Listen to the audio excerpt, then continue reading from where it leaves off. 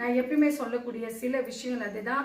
ஐயாவை நான் மேலும் மேலும் மதித்து நான் உட்கார வச்ச காரணமே அவங்களுடைய ஒரு உண்மையான அன்பு ஆதரவுக்காக தான், தவிர வேறு எந்த ஒரு உள்நோக்கம் இல்லை அப்படின்றது மீண்டும் இந்த வீடியோ மூலிமா நான் தெரியப்படுத்திக்கிறேன்.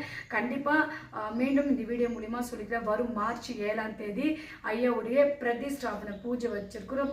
பிரதிஷ்டை பண்ணுறோம். அன்னைக்கு எல்லாருமே வந்து கலந்துக்குங்க. மகா கும்பாபிஷேகம் நடத்துகிறோம்.